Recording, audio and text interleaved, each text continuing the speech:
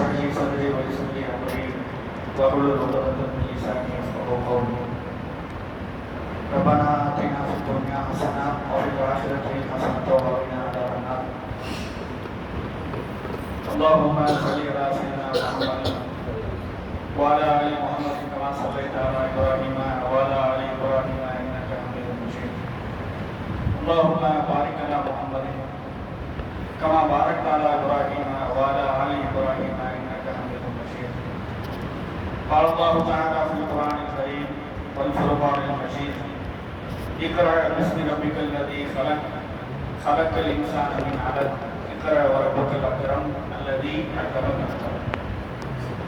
நம்ம எல்லாம் படைத்து பரிபாலித்து பரிபக்குவப்படுத்தி பாதுகாத்து வருகிற வல்ல அல்லாஹ்வின் சாந்தியும் சமாதானமும் இறைவனின் இறுதி தூதர் மனிதகுல வழிகாட்டி நபிகள் நாயகம் ஸல்லல்லாஹு அலைஹி வஸல்லம் அவர்களின் மீதும் அவர்களின் குடும்பத்தார் மீதும் அவர்களை அப்படியே பின்பற்றி வாழ்ந்த சத்திய சகாபாக்களின் மீதும் தாபீன்கள் மீதும் தாபீன்கள் மீதும் இந்த மார்க்கத்திற்காக அல்லும் பகலும் அயராது உழைக்கின்ற கண்ணியமிகு இமாம்களின் மீதும் குறிப்பாக அல்லாஹ் தஆலா கடமையாக்கி இருக்கிற இந்த ஜும்மா தொழுகையிலே ஒன்று கூடியிருக்கிற நம் அனைவரின் மீதும் இறைவனின் சாந்தியும் சமாதானமும் என்றென்றும் என்று நிலவட்டுமாக. அஸ்ஸலாமு அலைக்கும் வரஹ்மத்துல்லாஹி வபரகாத்துஹு. அன்பிற்கினிய சகோதர சகோதரிகளே, உலகத்தில் வேறு எந்த மார்க்கத்திலும் இது போன்ற ஒரு வாராந்திர ஒன்று கூடல் கடமையாக்கப்படவில்லை. ஆனால் இஸ்லாமிய மார்க்கத்திலே குறைந்தபட்சம் வாரத்தில் ஒரு முறையாவது நாம் எல்லோரும் ஒன்று கூடி மார்க்க விஷயங்களை தெரிந்து கொள்ள வேண்டும். அத்தோடு மிக முக்கியமாக நம்முடைய சகோதரத்துவத்தை வளர்த்து கொள்ள வேண்டும் என்பதை அல்லாஹ் தஆலா கடமையாக்கி அதை வணக்கமாகவும் ஆக்கி, அந்த அடிப்படையில மாபெரும் அருளால் இந்த ஜும்மா தொழுகையிலே நாம் எல்லாம் ஒன்று கூடியிருக்கிறோம். இந்த பரக்கத்தான நேரத்திலே இன்றைக்கு இந்தியாவில் இருக்கிற முஸ்லிம்களின் நிலை குறித்தும் அதற்கு நாம் செய்ய வேண்டிய ஒரு சில முக்கிய வழிமுறைகள் குறித்தும் உங்களோடு ஒரு சில செய்திகளை பகிர்ந்து கொள்ள ஆசைப்படுகிறேன். அன்பார்ந்த சகோதர சகோதரிகளே, 2006 முதலாக ஓய்வு பெற்ற நீதிபதி ராஜேந்திர சர்ச்சார் அவருடைய தலைமையில சுதந்திர இந்தியாவில் முதல் முஸ்லிம்களுக்கான ஒரு குழு ஒன்று அமைக்கப்பட்டது. 2006 ஓய்வு பெற்ற நீதிபதியான ராஜேந்திர சர்ச்சார் அவர்கள் ஏறக்கூடிய 15 மாதங்கள் இந்தியா முழுவதும் சுற்றுப்பயணம் செய்து இந்தியாவில் இருக்கிற முஸ்லிம்களின் கல்வி, சமூக, அரசியல், பொருளாதார நிலை குறித்து ஏறக்குறைய 410 பக்கத்திற்கான ஒரு அறிக்கையை தயார் செய்து பாராளுமன்றத்தில் 2006 அந்த அறிக்கை சமர்ப்பிக்கப்பட்டது. அந்த அறிக்கையை சமர்ப்பிக்கும் போது நீதிபதி ராஜேந்திர சர்ச்சார் அவர்கள் மிக வருத்தத்தோடு ஒரு செய்தியை பதிவு செய்தார். ஏறக்குறைய 1140 ஆண்டுகால பாரம்பரியமிக்க முஸ்லிம் சமூகத்தின் இன்றைய நிலை எனக்கு மிகவும் வருத்தம் அளிக்கக்கூடியதாக இருக்கிறது. 710 முகமது பின் காசிம் சிந்து பகுதிக்கு வந்ததிலிருந்து தொடங்கி ஏறக்குறைய 1140 ஆண்டுகால பாரம்பரியமிக்கவர்கள் இந்திய இஸ்லாமியர்கள். ஏறக்குறைய இந்திய துணைக்கண்டத்தை 657 ஆண்டு காலம் டெல்லியை தலைமையாக கொண்டு ஆட்சி செய்த முஸ்லிம்களின் பேரப்பிள்ளைகள் இன்றைக்கு மிகவும் வருத்தத்திற்குரிய நிலையில் இருக்கிறார்கள் என்கிற தன்னுடைய ஆழமான கருத்தை பதிவு செய்தார். அவர் சொல்லும்போது சொன்னார், இந்தியாவில் இருக்கிற முஸ்லிம்கள் கல்வியில், பொருளாதாரத்தில், அரசியலில், சமூகவியலில் மற்ற எல்லா சமூகங்களை காட்டிலும் கீழான நிலையில் இருக்கிறார்கள் என்கிற ஒரு வருத்தமான செய்தியை பதிவு செய்தார். அப்போ 2006 அந்த ரிப்போர்ட் கொண்டு வரப்பட்டது. அது தாக்கல் செய்யப்பட்டது. ஏறக்குறைய 20 வருஷம் ஆச்சு. அதற்கு பிறகு 2023 ஒரு சர்வே எடுக்கப்பட்டது. அந்த சர்வேயில 4 முக்கியமான வருத்தமான செய்திகளை பதிவு செய்திருந்தார். 2003 டைம்ஸ் ஆஃப் இந்தியாவும் எக்கனாமிக் டைம்ஸ் என சொல்லப்படக்கூடிய 2 பத்திரிகைகளும் சேர்ந்து அந்த ஆய்வு எடுத்தாங்க. அந்த ஆய்வுடைய முடிவு என்னன்னு சொன்னா, இந்தியாவிலே கிராஸ் என்ரோல்மெண்ட் ரேஷியோ என சொல்லப்படக்கூடிய ஜிஆர்னு சொல்லுவாங்க. 12வது பிறகு எவ்வளவு பேர் காலேஜுக்கு போறாங்க அப்படிங்கிறது அந்த ரேஷியோவில் அந்த இண்டெக்ஸோட இம்பார்ட்டன்ஸ். அந்த குறியீட்டில் இந்தியாவிலேயே முஸ்லிம்கள் தான் கீழாக இருக்கிறார்கள். இது ஃபர்ஸ்ட் பாயிண்ட். ரெண்டாவது மிக முக்கியமான பாயிண்ட் என்னன்னு சொன்னா, இந்திய பிச்சைக்காரர்களில் 25% பேர் முஸ்லிம்களாக இருக்கிறார்கள். 1/4 of Indian beggars are Muslims என்கிற மிக வருத்தமான ஒரு செய்தியை பதிவு செய்யும். அதே போல மிக முக்கியமாக இந்தியாவில் இருக்கிற முஸ்லிம்களில் 6% முஸ்லிம்கள் இறை நம்பிக்கை இல்லாதவர்களாக இருக்கிறார்கள். 6% of Indian Muslims are atheist. முஸ்லிம்களிலேயே கடவுள் நம்பிக்கை இல்லாதவர்களாக இருக்கிறார்கள். நீங்க கூட கேள்விப்பட்டீங்கன்னா கேரளாவில் வந்து ஒரு ஆர்கனைசேஷன் செயல்படுறாங்க, எக்ஸ் முஸ்லிம் அசோசியேஷன் சொல்லி ஒரு ஆர்கனைசேஷன் செயல்படுறாங்க. கேரளா தான் அதோட ஆட்சி. இந்தியா முழுவதும் ஏன் உலகம் முழுவதும் ஞாபகத்திருக்கிறார். இஸ்லாத்திலிருந்து வெளியேறியவர்கள் எல்லாத்தையும் ஒன்று கூட்டி அவங்க ஒரு ஃபோரம் மாதிரி வச்சிருக்கிறாங்க. எக்ஸ் முஸ்லிம் சொல்லிட்டு ஏத்திஸ்ட் தன்னை சொல்லிக்கிறது இல்லை, எக்ஸ் முஸ்லிம் தன்னை சொல்லிக்கிறாங்க. ஏன்னா அப்பதான் அது ஏன் வந்தாங்கன்னு கேட்பாங்க அப்படிங்கிறதுக்காக அந்த பேர் வச்சிருக்கிறாங்க. அதே போல இந்திய சிறைச்சாலைகளில் தங்களுடைய சதவீதத்திற்கு அதிகமாக சிறைவாசங்கள் இருக்கக்கூடிய கம்யூனிட்டி 2-3 கம்யூனிட்டி இருக்கு. அந்த முக்கியமான ஒரு கம்யூனிட்டி முஸ்லிம். இந்தியாவில் இருக்கிற முஸ்லிம்களின் விழுக்காடு 13.4%. இந்திய சிறைச்சாலைகளில் முஸ்லிம்களின் விழுக்காடு 15.4%. இதுதான் வந்து இன்றைக்கு இந்தியாவில் இருக்கிற நானும் நீங்க உட்பட எல்லாரும் முஸ்லிம் உம்மத்தின் நிலை இருக்கு. ஏன்னா முஸ்லிம்கள் குறித்து பேசும்போது அல்லாஹ்வுடைய தூதர் ஸல்லல்லாஹு அலைஹி வஸல்லம் சொல்வாங்க, முஸ்லிம்கள் அனைவரும் ஒரு உடலை போன்றவர்கள். கண்ணில் தூசி விழுந்தா என்ன ஆகும்னா உடனே கை போய் துடைக்கும், உடனே வந்து என்ன ஆகும்னா டாக்டர்கிட்ட போகணும்னு சொன்னோம். காலில் ஏதாவது அடிபட்டா உடனே கை போய் தடுக்கும். அப்போ என்னன்னா ஒன்றுக்கு பாதிப்பு ஏற்பட்டா இன்னொரு வேகமா ஓடும். அல்லாஹ்வுடைய தூதர் ஸல்லல்லாஹு அலைஹி வஸல்லம் சொல்றாங்க, முஸ்லிம்கள் ஒரு கட்டிடத்தை போன்றவர்கள், ஒரே பில்டிங். நீங்க ஒரு செங்கலை உருவீங்கன்னா டோட்டல் செங்கலும் விழுந்துடும். அப்போ ஒட்டுமொத்தமாக உம்மத்து என்று கணக்கிடப்படும் போது இதுதான் நம்முடைய நிலை. அதுவும் குறிப்பாக கோயம்புத்தூர் நிலையெல்லாம் வந்து நான் சொல்லணும்னு அவசியம் இல்லை, நான் வெளியூர்காரன், உங்களுக்கு தான் எல்லாமே தெரியும். அப்போ இதுதான் முஸ்லிம்களின் நிலையாக இருக்கிறது. இதற்கு நாம் என்ன செய்ய போகிறோம்? வெறுமனே பிரார்த்தனை மட்டும் செய்ய போகிறோமா, அல்லது யாரையாவது குறை சொல்லி கொண்டே இருக்க போகிறோமா? அவங்க வந்ததால் அப்படி ஆயிடுச்சு, இவங்க வந்ததுனால இப்படி ஆயிடுச்சு அப்படின்னு சொல்லிக்கிட்டே காலத்தர போறோமா, இல்ல நம்ம என்ன செய்யணும் என்பதற்கு நாம் மிகப்பெரிய ஆய்வுலாம் செய்ய தேவையில்லை. அல்லாஹ்வுடைய தூதர் ஸல்லல்லாஹு அலைஹி வஸல்லம் அவர்கள் ஏற்கனவே என்ன செஞ்சாங்கன்னு பார்த்து அதை அப்படியே காப்பி பண்ண போறோம். நம்ம புதுசாக யோசிக்க தேவையில்லை.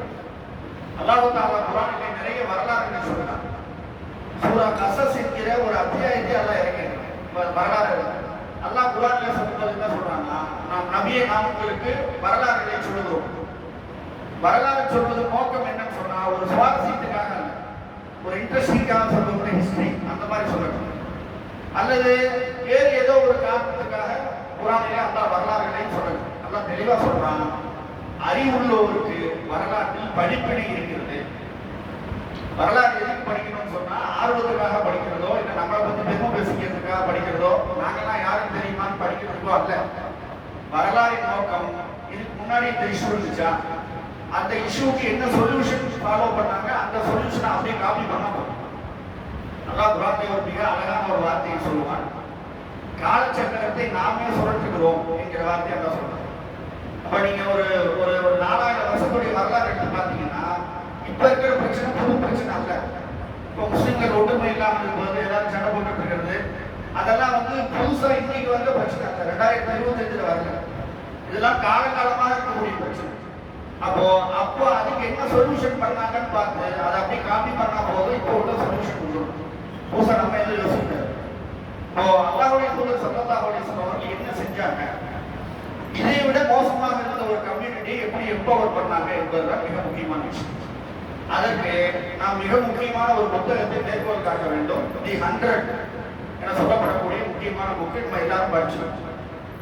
மைக்கேல் ஹெச்ஹார்ட் என சொல்லப்படக்கூடிய மிகப்பெரிய வரலாற்று ஆய்வாளர், ஒரு ஐரோப்பிய கிறிஸ்துவர் அந்த புத்தகத்தை எழுதுறார். தி 100 சொல்லிட்டு அந்த புத்தகத்தில் உலகத்தில் உள்ள எல்லா மனிதர்களையும் ரேங்க் லிஸ்ட் போட்டுட்டு வர்றார், தரவரிசை பண்றார். அப்ப எல்லாரும் என்ன எதிர்பார்த்தாங்கன்னு சொன்னா, அவர் ஒரு கிறிஸ்தவர் என்பதுனால் ஈசா அலைஹிஸ்ஸலாம், ஜீசஸ் கிரைஸ்ட் தான் முதல்ல வைப்பாங்கன்னு எதிர்பார்த்தாங்க. ஆனா ஒரு முதலில் அந்த புத்தகத்தினுடைய முதல் பதிப்பு வெளியானது 1965. ஃபர்ஸ்ட் எடிஷன் வெளிவந்தது 1965. 1965லேயும் அல்லாஹ்வுடைய தூதர் ஸல்லல்லாஹு அலைஹி வஸல்லம் தான் ஃபர்ஸ்ட் ரேங்க்ல வச்சிருக்காங்க. 30 வருஷம் கழிச்சு 1995ல அந்த புக்கோட செகண்ட் எடிஷன் வருது. ரெண்டாவது எடிஷன்லையும் அல்லாஹ்வுடைய தூதர் ஸல்லல்லாஹு அலைஹி வஸல்லம் அவர்கள் தான் முதலாவது சொல்றாங்க.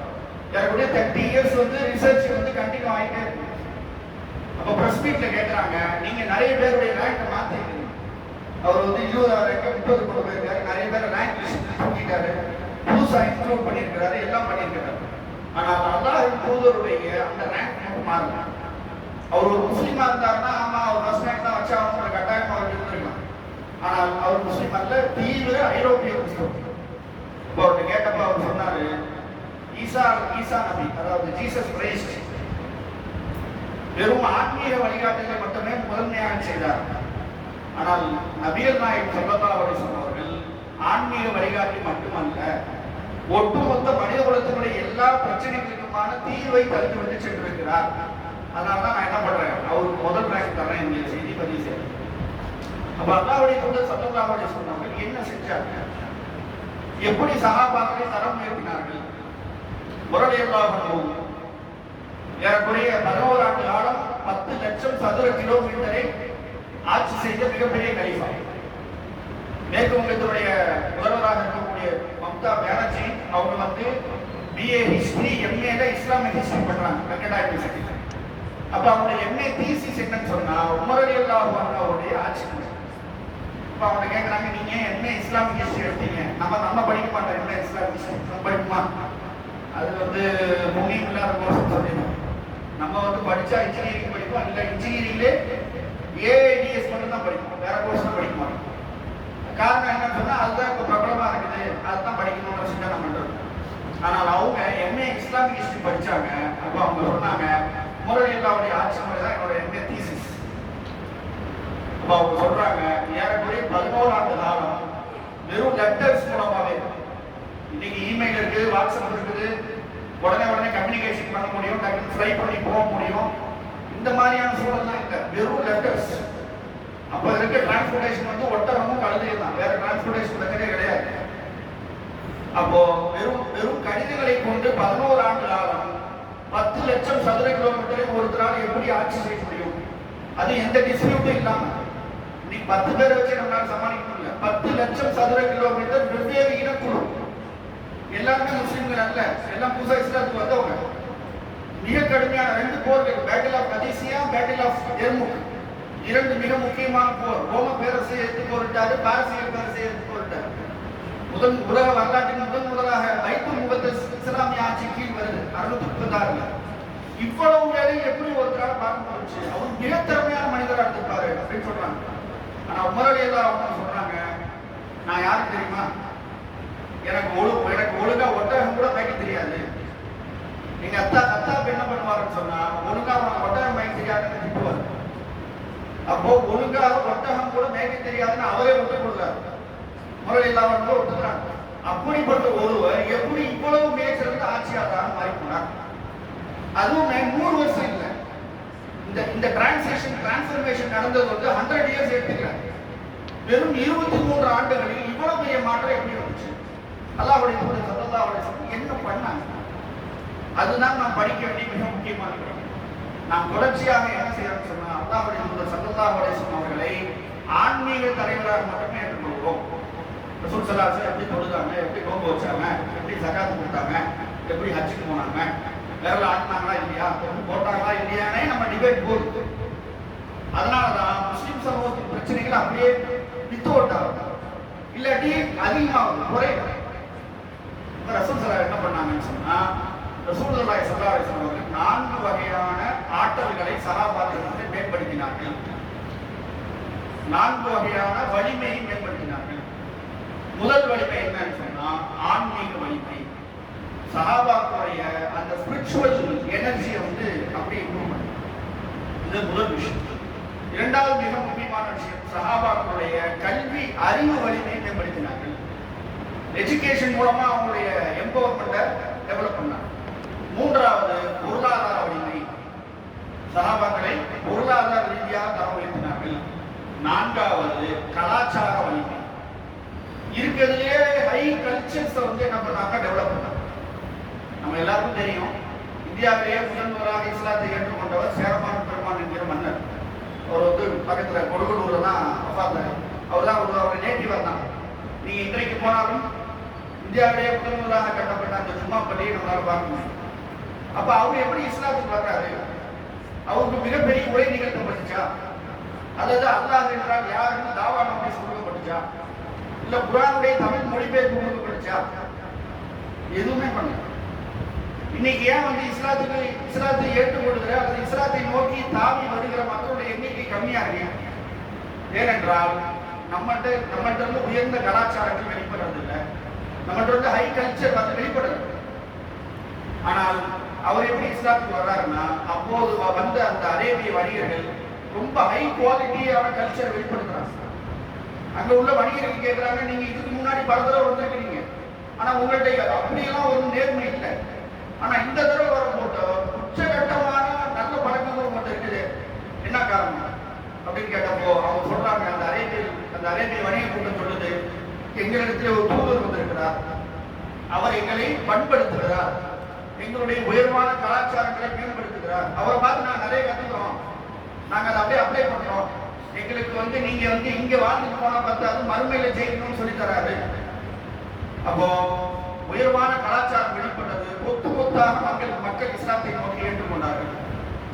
ஒரு மன்னர் கிளம்பி போய் ரசூலுல்லாஹ் நேரில் பார்த்து இஸ்லாத்தை ஏற்றுக்கிட்டு வரும்போது அவர் சலானால இறந்து போயிடுறாரு. அவருடைய நண்பர் கொண்டு வந்த லெட்டரை வச்சு கட்டின பள்ளியாசல் தான் சேரமான் பெருமான் ஜும்மா பள்ளியாசல். இன்னைக்கு நீங்க போனாலும் கட்டாங்க. அல்லாஹ்வுடைய தூதர் ஸல்லல்லாஹு அலைஹி வஸல்லம் அவர்கள் உயிரோடு இருக்கும் போதே நேரில் போய் இஸ்லாத்தை ஏற்றுக்கிட்டார். இப்ப இவ்வளவு தூரம் எப்படி அவர் பயணப்பட்டாரு?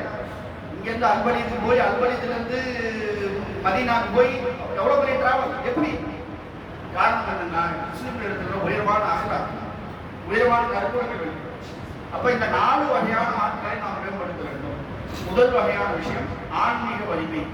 முஸ்லிம்களுடைய அந்த ஆன்மீக வலிமை, அல்லாஹ் மீது இருக்கிற நம்பிக்கை இன்னும் அதிகமாக இறுக்கமாக கட்டமைக்க வேண்டும்.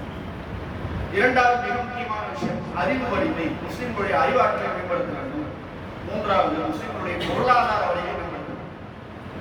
நம்ம எல்லாரும் என்ன நினைக்கிறோம்னா, அல்லாஹ்வுடைய தூதர் ஸல்லல்லாஹு அலைஹி வஸல்லம் மிக வறுமையாக வாழ்ந்தார்கள் நினைக்கிறோம். ஏன்னா அப்படிப்பட்ட ஹதீஸ்கள் தான் நம்ம படிக்கிறோம். அதெல்லாம் வந்து மதீனாவுடைய ஆரம்ப கால கட்டத்தினுடைய செய்திகள். ஆனால் அல்லாஹ்வுடைய தூதர் அவர்கள் ஸல்லல்லாஹு அலைஹி வஸல்லம் எவ்வளவு பெரிய வணிகராக வாழ்ந்தார்கள், எவ்வளவு பெரிய செல்வந்தராக வாழ்ந்தார் என்ற செய்தி நமக்கு இல்லை. இஸ்லாத்தை பொறுத்தவரை ஏழ்மை என்பது பாராட்டப்படவில்லை. ஒருத்தர் ஏழையா இருக்கிறார்னா இஸ்லாத்துடைய பார்வையில் அவருக்கு வந்து ரொம்ப பெரிய நல்லவர்லாம் கிடையாது. அவர் வந்து ஒருத்தர் என்ன சொல்றது, ஒருத்தர் செல்வந்தர் ஆகணும்னு தான் இஸ்லாம் விரும்புது. நீங்க ஹலாலான சம்பாதிக்க நிறைய சம்பாதிங்க, அதிலிருந்து நிறைய ஹலாலான விஷயங்கள் கொடுங்க. அல்லாஹ்வுடைய தூதர் ஸல்லல்லாஹு அலைஹி வஸல்லம் அவர்கள் ஒருபோதும் ஏழையாக இல்லவே. அவர்கள் தங்களுக்காக எளிமையை தேர்ந்தெடுத்துக் கொண்டார்கள். He is not poor, he is a simple person. அவங்க என்ன பண்ணாங்க, அவங்க வந்து எளிமையை தங்களுடைய வாழ்க்கை முறையாக தேர்ந்தெடுத்துக் கொண்டார்கள். அப்போ அல்லாஹ்வுடைய தூதர் ஸல்லல்லாஹு அலைஹி வஸல்லம் அல்லாஹ் அவங்களை பற்றி அல்லாஹ்வே சொல்றான் பாருங்க. 93வது அத்தியாயத்தோட 8வது வசனத்துல அல்லாஹ் சொல்றான், நபியே அவன் உங்களை ஏழையாக கண்டான், பிறகு உங்களை தன்னிறைவானவராக செல்வந்தராக அல்லாஹ் ஆக்கினான் அப்படின்னு அல்லாஹ் சொல்றான். அதனால அல்லாஹ்வுடைய தூதர் ஸல்லல்லாஹு அலைஹி வஸல்லம் ஒருபோதும் ஏழ்மையில இல்லை, அவங்க எளிமையா வாழ்ந்துட்டாங்க. எந்த அளவுக்குன்னு சொன்னா, அபூ சலமா பின் அப்துர் ரஹ்மான் ரலியல்லாஹு அன்ஹு அறிவிக்கக்கூடிய செய்தி, முஸ்லிம்ல வரக்கூடிய செய்தி. அவங்க வந்து ஆயிஷா ரலியல்லாஹு அன்ஹா அவங்களை போய் கேட்கிறாங்க, அல்லாஹ்வுடைய தூதருடைய மனைவி, நம்முடைய உம்மஹாத்துல் முஃமினீன் போய் கேட்கிறாங்க, அல்லாஹ்வுடைய தூதர் ஸல்லல்லாஹு அலைஹி வஸல்லம் அவர்கள் தம்முடைய மனைவியருக்கு எவ்வளவு மகர் போட்டாங்க கேட்கிறாங்க. எவ்வளவு மகர் போட்டாங்க அப்படின்னு கேட்கிறாங்க. நம்மெல்லாம் எவ்வளவு மகர் போடுவோம்னா ஒரு 25,000 ரூபாய் போடுவோம், அதிகபட்சம் 50,000 ரூபாய் போடுவோம். 50,000 ரூபாய் போட்டாக்கா சட்டம் வந்துடும். நீ பாட்டு நிறைய போட்டு போயிட்டீங்கன்னா பின்னாடி மற்ற எல்லா பொண்ணுமே இன்னைக்கு கேட்பாங்கன்னு சொல்லி என்ன பண்ணுவாங்க, அந்த மாதிரி பண்ணுவாங்க. ஆனா அல்லாஹ்வுடைய தூதர் ஸல்லல்லாஹு அலைஹி வஸல்லம் அவர்கள் எவ்வளவு கொடுத்தாங்கன்னு கேட்டதுக்கு ஆயிஷா அம்மா சொல்லக்கூடிய செய்தி, வேற யாரும் அறிவிக்கல, ஆயிஷா அம்மா அறிவிக்கக்கூடிய செய்தி, அல்லாஹ்வுடைய தூதர் ஸல்லல்லாஹு அலைஹி வஸல்லம் அவர்கள் தங்களுடைய ஒரு துணைவியருக்கு வழங்கிய மனக்கொடை 12 ஊக்கியா, 12.5 ஊக்கியான்னு சொல்றாங்க. இன்னைக்கு நம்ம கணக்கு போட்டோம்னா ஏறக்குறைய 30 கிராம் தங்கம். இன்னைக்கு நீங்க அது கணக்கு போட்டு கேஷ்ல பாத்தீங்கன்னா ஏறக்குறைய 23 லட்சம் ரூபாய். அவர்கள் தன்னுடைய மனைவியை கொடுத்த அந்த மனக்குடை இருக்கு பாருங்க, மகன், அதனுடைய வேல்யூ இன்றைக்கு 23 லட்சம் ரூபாய். அப்ப அல்லாஹ்வுடைய தூதர் ஸல்லல்லாஹு அலைஹி வஸல்லம் அவர்கள் ஒருபோது ஏழ்மை இல்லை. ஏன்னா அல்லாஹ் குர்ஆன்லயே சொல்றான், நீங்கள் மட்டுமல்ல எல்லா நபிமார்களும் கடை தெருவுக்கு போகலாது இருந்தார்கள். அவங்க மார்க்கெட் போய் வியாபாரம் பண்ணாங்க. அதனாலதான் குறைஷிகள் கேட்டாங்க, நீங்க எங்க கூட தான் மார்க்கெட்டுக்கு வர்றீங்க, எங்களை போல தான் நீங்க வியாபாரம் பண்றீங்க, அப்புறம் உங்களுக்கு எப்படி தூது வருதுன்னு சொல்றீங்க, உங்களுக்கு மட்டும் எப்படி ஜிப்ரீல் அலைஹிஸ்ஸலாம் வந்து பேசுறாங்கன்னு சொல்றீங்க, எப்படி நாங்க ஏத்துக்கிறதுன்னு கேட்டாங்க. அப்போ அல்லாஹ்வுடைய தூதர் ஸல்லல்லாஹு அலைஹி வஸல்லம் அவர்கள் ஒருபோதும் ஏழையாக இல்லை. இஸ்லாத்தை பொறுத்தவரை ஏழ்மையில் இருப்பது சிறப்புக்குரியது அல்ல. நிறைய சம்பாதிக்கும். நம்ம எல்லாரும் சும்மா குறித்த ஒரு வசனம் படிச்சோம். அல்லாஹ்வுடைய சும்மாவுக்கு அழைக்கப்பட்டா நீங்க என்ன பண்ணுங்க, நீங்க வந்து தொழிலுக்காக விரைந்து ஓடுங்கள், அதோட நிப்பாட்டிக்கலாம். அதுக்கு அடுத்த வசனம் இருக்கு, ஜும்மா தொழுகை முடித்த பிறகு பூமி முழுவதும் சென்று அல்லாஹ்வுடைய அருளை தேடுங்கள். நம்ம வெள்ளிக்கிழமை லீவ் விட்டுறோம்ல, வெள்ளிக்கிழமை முடிச்சுட்டு அல்லாஹ் போய் வியாபாரம் பண்ண சொல்றோம். அப்போ பொருளாதார வலிமை அல்லாஹ்வுடைய தூதர் ஸல்லல்லாஹு அலைஹி வஸல்லம் அவர்கள் மிகப்பெரிய லெவலில் உயர்த்தினார்கள். அப்போ மிக முக்கியமான விஷயம் என்னன்னு சொன்னா, இந்த அறிவு வலிமையை அல்லாஹ்வுடைய தூதரும் அல்லாஹ்வும் மிக அதிகமாக போதித்திருக்கிறார்கள். அறிவு குறித்து, அறிவு வலிமை குறித்து இஸ்லாம் போதித்த அளவுக்கு வேற எந்த மார்க்கமும் போதிக்கிறார். வேறு எந்த மார்க்கமும் படி என்பதை சட்டமாக்கலாம், கட்டாயமாக. அல்லாஹ் தஆலா ஒட்டுமொத்த மனித குலத்துக்குமான ஒரு வேதத்தை இறக்குவார். இனிமேல் கியாமத் நாள் வரைக்கும் வேதம் வராது, அந்த ஒரு வேதம் தான். அப்ப அப்படிப்பட்ட வேதம் எவ்வளவு வலிமையான, எவ்வளவு கருத்துள்ள வேதமா இருக்கும்.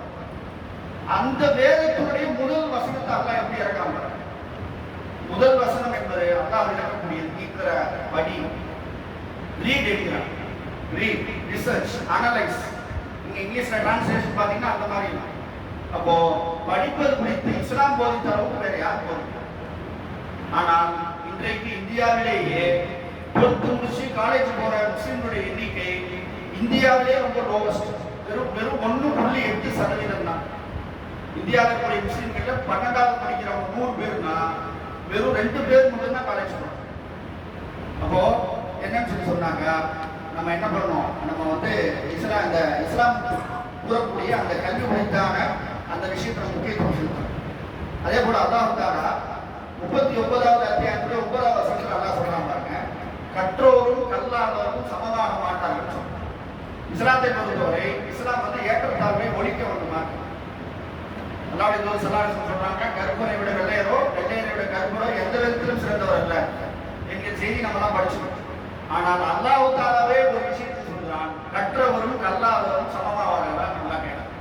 இப்போ படிப்பு குறித்து இஸ்லாம் போதித்த அளவுக்கு யாரும் போதிக்கல.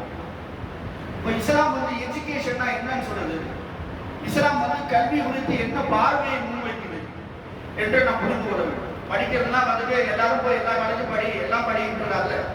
இஸ்லாம் வந்து எஜுகேஷனா என்ன சொல்லுது, இஸ்லாத்தை பொறுத்தவரை இஸ்லாமிக் கல்வி கொள்கை என்பது 2 வார்த்தைகள் தான். முதல் விஷயம், படைத்தவனை அறிந்து கொள்வது.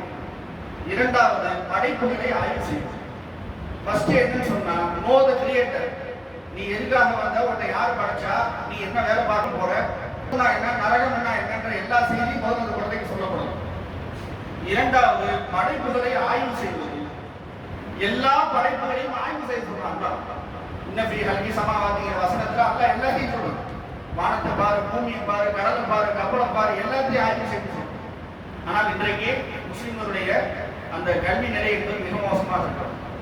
ஒரே ஒரு செய்தி, ஏறக்குறைய இந்தியா தமிழ்நாட்டில் வந்துட்டு as per government record census பிரகாரம் 60 லட்சம் முஸ்லிம்கள் வாழ்க்கை. அது வந்து 2011 எடுக்கப்பட்ட அந்த சென்சஸ். இப்போ வந்து அதை ஏறக்குறைய டபுளா வச்சுக்கோம், நான் 11 வச்சுக்கோம். 60 லட்சம் முஸ்லிம்கள் வாழக்கூடிய மாநிலம் தமிழ்நாடு. நீங்க தமிழ்நாட்டில் போய் யார வேணா, தமிழ்நாட்டில் ஒரு முஸ்லிம் சயின்டிஸ்ட் பேர் சொல்லுங்கன்னு கேளுங்க. நீங்க இங்க உட்காந்துருக்க சும்மா முடிச்சுட்டு யாருக்கு வேணா போய் தமிழ்நாட்டில் ஒரு முஸ்லிம் சயின்டிஸ்ட் பேர் சொல்லுங்கன்னு கேளுங்க.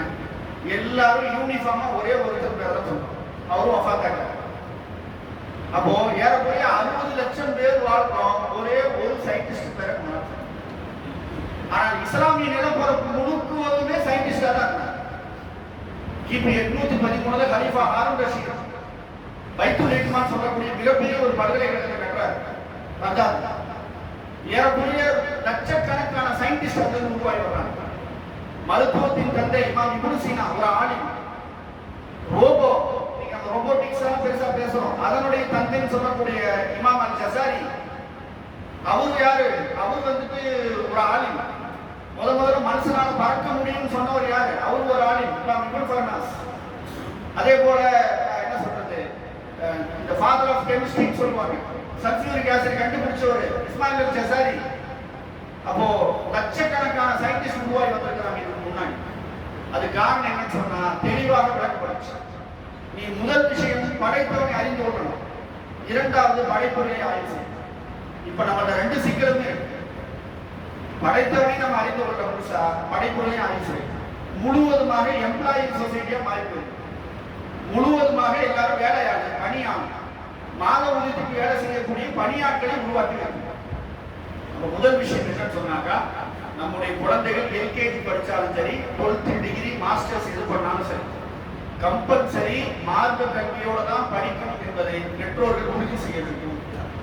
மார்க்க கல்வி இல்லாம நம்ம குழந்தைய படிக்க வச்சோம்னா 10th முடிச்சு 12th டிகிரி எல்லாம் முடிச்சிருப்பாரு, அவர்கிட்ட இருந்து உயர்வான அகலாக் வெளிப்படாது. நீங்க வஃபாத்தானாக்க துவா கூட செய்ய மாட்டாரு. ஏன்னா சமீபத்தில் அது மாதிரி ஒரு மவுத்துக்கு போயிருந்தேன். ஒரு டாக்டருடைய அத்தா மூத்தா போயிட்டாரு. இந்த டாக்டர் வந்து ஜனாசா தொழுவு சொல்றாங்க. அவர் சொல்றாரு, நான் ஜனாசா தொழுவும் வச்சதில்லை, தொழுதும் இல்லை. எம்பிபிஎஸ் முடிச்சு எம்டி முடிச்சோம். நம்ம மார்க்க அறிவு போதிக்கப்படல ஒரு குழந்தைங்கன்னு சொன்னா அந்த குழந்தை வந்து சிறந்த குழந்தையா இருக்காது, அகலாக் வெளிப்படாது, உங்களுக்கு மிகப்பெரிய சோதனையா வாய்ப்பு. அப்ப நம்ம புரிந்து கொள்ள வேண்டிய மிக முக்கியமான செய்தி என்னன்னு சொன்னா, நம்ம குழந்தை எல்கேஜி படிச்சாலும் சரி, பிஹெச்டி பண்ணாலும் சரி, கம்பல்சரி மார்க்க கல்வியோட தான் படிக்க வைக்கணுங்கிறது முதல் செய்தி. இரண்டாவது செய்தி, தயவு செய்து எஜுகேஷனை கொண்டு போய் எம்ப்ளாய்மெண்ட்ல கனெக்ட் பண்ணாதீங்க.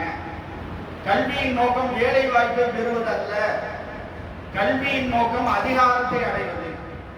கல்வியின் நோக்கம் என்பது அதிகாரத்தை அடைவது. எம்ப்ளாய்மெண்ட் வந்து பை ப்ராடக்ட். நீங்க அதிகாரத்துக்கு போனாலே எல்லாமே உங்க கூட வந்துடும். ஒரே ஒரு செய்தி, தமிழ்நாட்டில் இருக்கக்கூடிய ஏறக்குறைய 60 லட்சம் முஸ்லிம்கள்ல ஒரு ஐஏஎஸ் உருவாகி 26 வருஷம் இருக்கு. தமிழ்நாட்டில் ஒரு ஐஏஎஸ் ஆபீசர் உருவாகி 26 வருஷம் ஆயிருக்கு. 120 அமைப்புகள் தமிழ்நாட்டில் இருக்கு. ஆனா வட இந்தியாவில் ஜகாத் ஃபவுண்டேஷன் சொல்லக்கூடிய ஒரு அமைப்பு ஒரு வருஷத்துக்கு 30 பேரை யூபிஎஸ்சி எக்ஸாம் பாஸ் பண்ண வைக்கிறாங்க, வெறும் ஜகாத்தை மட்டும் வச்சு. அப்போ நம்ம என்ன பண்ணணும்னு சொன்னா அதிகாரத்தை நோக்கி நகரணும். அதே போல மிக முக்கியமாக கோயம்புத்தூர்ல அதிகமாக சட்ட வல்லுநர்களை உருவாக்கணும். ஏறக்குறைய 22 கோடி முஸ்லிம்கள் இந்தியா வாழ்றாங்க. 22 crores, வேர்ல்ட் ஹையஸ்ட் முஸ்லிம் பாப்புலேஷன் இந்தியா, கல்ஃப் கண்ட்ரி அல்ல. 22 கோடி முஸ்லிம்கள் வாழக்கூடிய இந்த நாட்டில் இன்னைக்கு தேதி வரைக்கும் முத்தலாக் வழக்கு, ஆதியா வழக்கு, என்ஆர்சி வழக்கு, மாட்டிறைச்சி வழக்கு, வக்ஃப் ஆக்ட், இது எல்லா வழக்குக்கும் யார் போய் வாதாடுறாங்க? யார் போய் வாதாடுறாங்க? கபில் சிபல் சொல்லக்கூடிய ஒரு அட்வொகேட் தான் வாதாடுறாங்க. எவ்வளவு பேர் இருக்கிறோம்? 22 கோடி மேன் பவர். ஒரே ஒரு குவாலிட்டியான அட்வொகேட்டை உருவாக்காத சூழல் இருக்குது. அதனால வெறுமனே பேசிக்கிட்டே இருக்கிறது, வெறுமனே குழப்பறது, இல்லாட்டி வந்து வெறுமனே வந்துட்டு மெசேஜை ஃபார்வர்ட் பண்றது, இது எதுவுமே தீர்வை தராது. இதெல்லாம் நம்ம ஆற்றாமையை போக்கிக்கலாம்.